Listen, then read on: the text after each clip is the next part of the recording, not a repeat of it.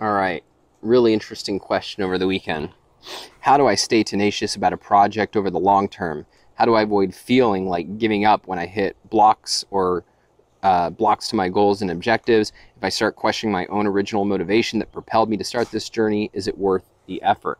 And like I hear questions like this all the time, but there's really something kind of crazy about it. Like we have never lived at a point in history that had more freedom and opportunity to pursue things that we really enjoyed doing rather than things we had to do. And so like imagine telling an enslaved or semi-enslaved person or somebody who just had to like take whatever work was available in order to not starve, like I'm having trouble being motivated to work on my novel or to finish grad school. They would look at you like you're crazy. And so I'm almost tempted to say, like, if you're struggling with motivation, give up, because you're going to be outcompeted by the person who's just going to go all in on their goal and be tenacious and not struggle with that issue.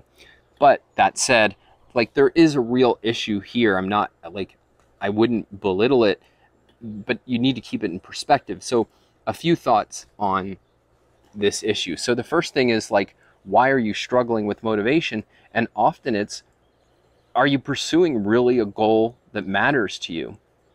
And the key idea here, I think, is focus on pursuing goals where you love the process more than the outcome. Like you can still love the outcome. Like as an author, yeah, I want to see my books on the shelf. I want people to read it. I want to be able to go and speak about it and discuss the ideas in it. But there's this idea that, like, there's this quote among writers, I don't like writing, I like having written.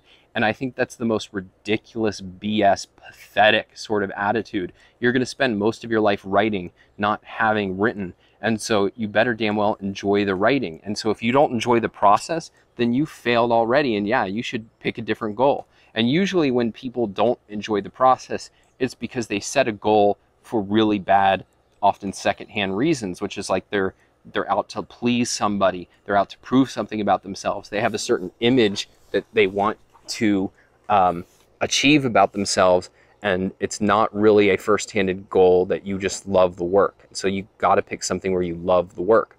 When I was thinking about whether to write what eventually became my novel that's coming out next year, I remember going on a walk and thinking like, all right, am I willing to do this even if I never am able to make a living, even if I'm never able to like have any income as a result of writing fiction?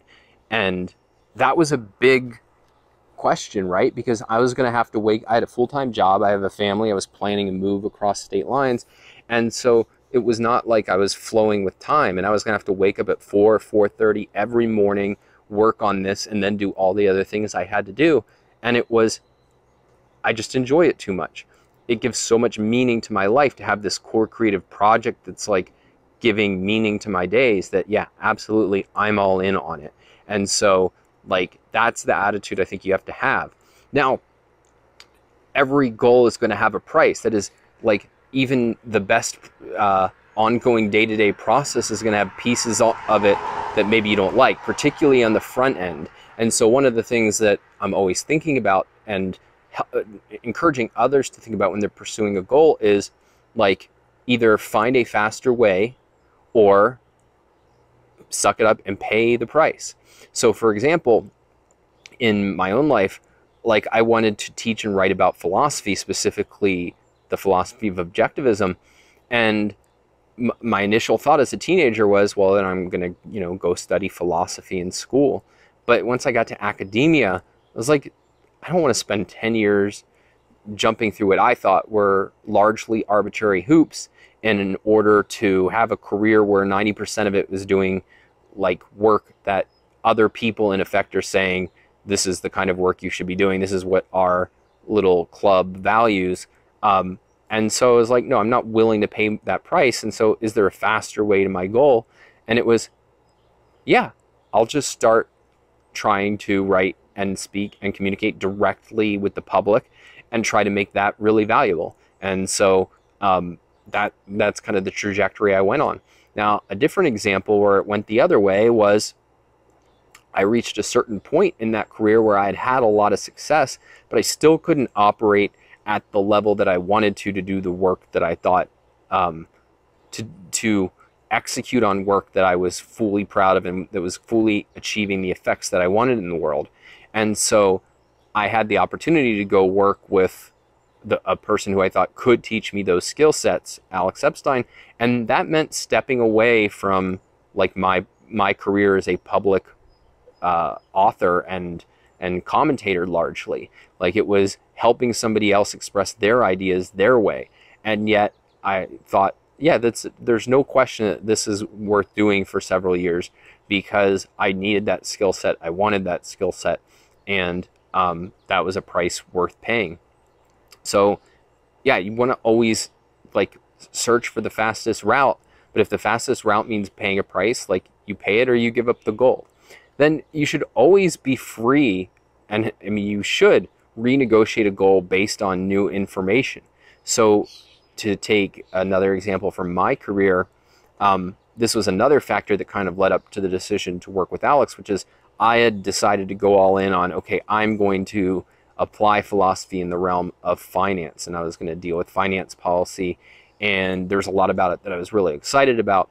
But again, there was the realization that in order to be able to do the work at the level that really it needed to be done to have the impact that I wanted, the amount of learning I'd have to do, it was, even to get kind of a basic foundation of feeling like I really knew what I was talking about in these areas, it would have been a decade, including really foundational stuff that is way outside my areas, my skill sets and areas of interest, particularly in things like statistics and more foundational issues in mathematics. And it was, no, I don't want to do that. Now, let alone, I also had a growing sense that I didn't want to be a policy guy for my entire life, where I had this kind of policy area that I was writing about. Like, that just became less and less interesting to me. And so it was, okay, I had endorsed this goal. I'd even committed to writing a book on it, and I was going to help fundraise for it and things. And it was, no, this is not the right path for my happiness. So then the final thing that I'll say is that you, like, how do I put it? Don't settle for 99% happy. So this is an idea I've heard Gary Vaynerchuk talk about that I really like, but I've seen it in other people. And for me, this is not so much a rule as an aspiration, because I certainly don't live up to it, but it's something that I'm working towards, which is I really admire people who, even if everything is pretty good, are not willing to settle when they feel like, yeah, life could be better in some regard. And so, like, if you're talking about a career project, and it's, well, this is fine, you know, it pays the bills, it's not torture.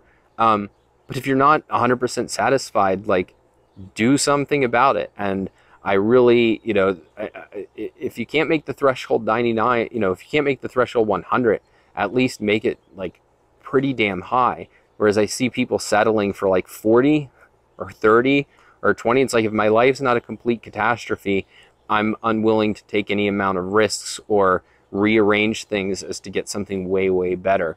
And so I like this idea of, like, don't settle for 99%, because it should put you in the trajectory of always looking for the best and always pursuing the best.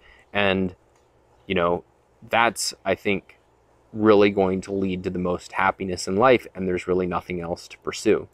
And so, you know, one way to take that is just a constant shifting of goals, right? Like, oh, this isn't 100%, this isn't 100%.